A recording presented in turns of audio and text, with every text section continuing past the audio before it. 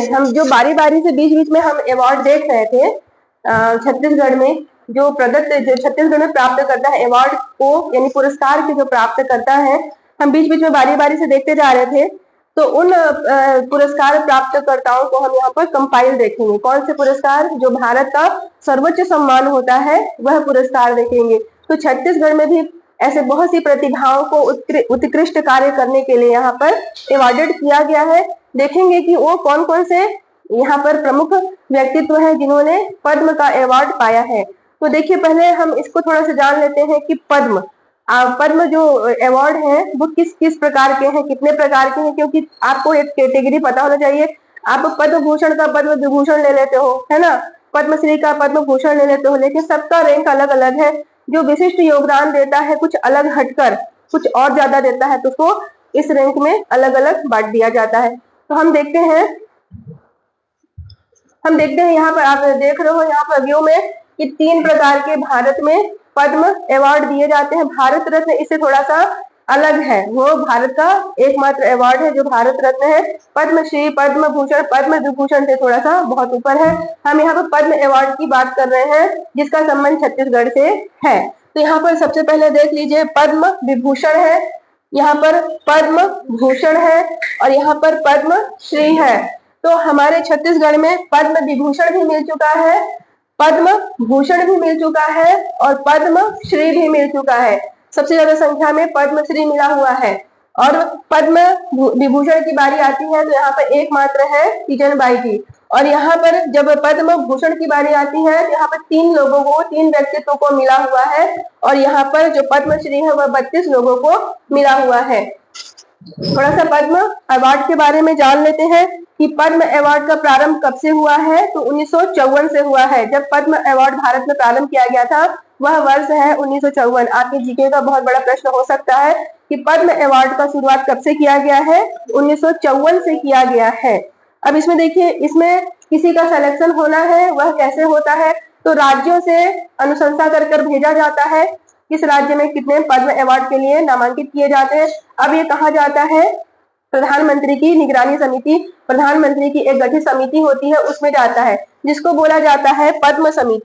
देख रहे हैं, भारत सरकार द्वारा प्रदान किया गया देश का सर्वोच्च नागरिक पुरस्कार पद्म अवार्ड होता है। यह प्रारंभ 1954 से हुआ है। फिर से देख लीजिए, अब इसके लिए पद्म समिति का गठन किया जाता है जो सभी राज्यों से आए हुए होते हैं, उनमें से इनका चयन होता है। तो ये प्रतिवर्ष गठन किया जाता है, मतलब जो पद्म अवार्ड के लिए जो समिति होती है वो प्रतिवर्ष गठन होती है, अलग अलग सदस्य होते हैं।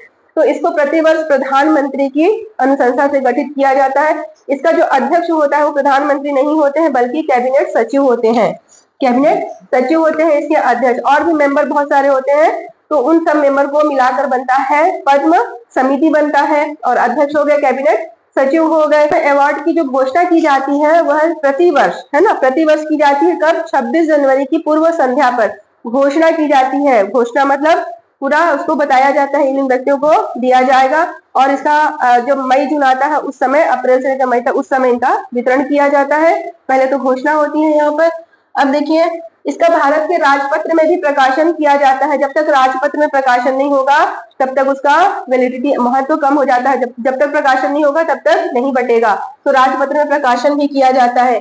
एक वर्ष में देख रहे हो 120 से ज्यादा मतलब व्यक्तित्व को पुरस्कार नहीं दिया जाता है। अधिकतम होगा उसमें संख्या 120। पूरे भारत में चयन किया जाता है। पूरे भारत में मिलाकर 120 अवार्डेड किए जाते हैं, जिसमें छत्तीसगढ़ के भी व्यक्तित्व शामिल थे। इसमें मैंने 3 प्रकार के अवार्डेड रखे हैं। यहाँ पर पद्म पुरस्कार की 3 श्रेणियां मैंने रखी है। उसमें से पहला आ जाएगा जो हो जाएगा पद्म विभूषण। पद्म विभूषण किस क्षेत्र में दिया जाता है अच्छे से जान लेंगे। असाधारण एवं विशिष्ट सेवा के लिए, मतलब बहुत ज्यादा जिन्होंने असाधारण व्यक्तित्व का परिचय दिया है और विशिष्ट सेवा की है अपने जीवन में, उनका यहाँ पर चुनाव किया जाता है और अवार्डेड किया जाता है। उसके बाद दूसरे नंबर पे आता है पद्म भूषण। पद्म भूषण उच्च कोटि की प्रतिभा होती है, विशिष्ट सेवा होती है, उसके लिए दिया जाता है। फिर उससे तीसरे नंबर पे आता है पद्मश्री, विशिष्ट सेवा के लिए दिया जाता है। जैसे देख रहे हो, कोर्ट, फिर हाई कोर्ट, फिर सुप्रीम कोर्ट, जो यहाँ पे जैसा काम किया यहाँ पर दिए, फिर से जो बेहतर काम किया, विशिष्ट सेवा दिया, उच्च कोटि का सेवा दिया, उसके लिए दिए। और उससे भी असाधारण व्यक्तित्व का कोई काम कर रहा है अपने जीवन में और विशिष्ट सेवा दे रहा है तो पद्म विभूषण यहाँ पर अवॉर्डेड किया जाता है।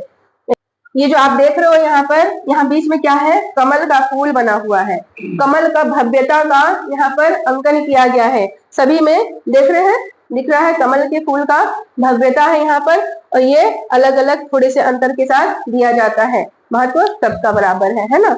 आपको हल लगता है कि हर साल पद्म अवार्ड दिए जाते हैं, पर वो क्षेत्र कौन कौन से होते हैं इसको भी जानना बहुत जरूरी है। जिस क्षेत्र में जो असाधारण व्यक्तित्व का परिचय देता है, अपना तन मन धन लगाकर जुट जाता है। बहुत से व्यक्तित्व रहे हैं जिन्होंने अपना जीवन समर्पण किया है, उनको सरकार द्वारा उनकी पहचान की गई है, उनके सम्मान में पद्म अवार्डेड किया जाता है। देखिए क्षेत्र क्या क्या है इसको जान लेते हैं। कला का क्षेत्र है, कला जैसे आप देख रहे हो कई कला के क्षेत्र में राज्य में मिले हुए हैं। कला का क्षेत्र, साहित्य एवं शिक्षा का क्षेत्र, साहित्य के क्षेत्र में जो उल्लेखनीय साहित्य लेखन करता है, जागरण जन जागरण का काम करता है, उनका यहाँ पर सिलेक्शन होता है। शिक्षा के क्षेत्र में शिक्षा को बढ़ावा देने के लिए, बालिका शिक्षा जैसी भी शिक्षा हो उस क्षेत्र में बढ़ावा देने के लिए। फिर खेल, खेल जगत में भी अच्छे उत्कृष्ट प्रदर्शन के लिए दिया जाता है। चिकित्सा के क्षेत्र में, चिकित्सा, आयुर्वेद, होम्योपैथी ये सब क्षेत्र है, वहां में जब अच्छा कोई कार्य करता है वहां पर दिया जाता है। फिर सामाजिक कार्य, सामाजिक कार्य में मतलब कोई भी क्षेत्र के अंदर का सामाजिक कार्य जो कर रहा है उसके लिए दिया जाता है।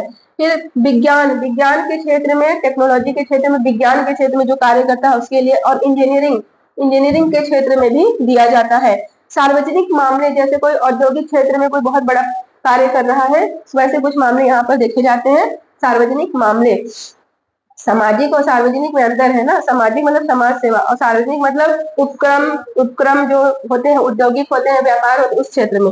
और यहाँ पर सिविल सेवा, जो सिविल सेवा जो व्यक्ति पोस्टेड है किसी जगह, बहुत ज्यादा उल्लेखनीय कार्य किया है उस क्षेत्र में, उसके लिए यहाँ दिया जाता है। और व्यापार एवं उद्योग यहाँ अलग भी है, वहां भी है, तो देखेंगे यहाँ पर ऐसा भी चुनाव यहाँ पर किया जाता है। इसके अलावा अन्य भी है, जो अन्य किसी क्षेत्र में कोई उत्कृष्ट कार्य करता है वहां भी दिया जाता है। जैसे कोई आपदा में कर रहा है कोई मदद, किसी आपदा में कोई मदद करता है ना, तो वहां पर भी उसका चुनाव किया जाता है।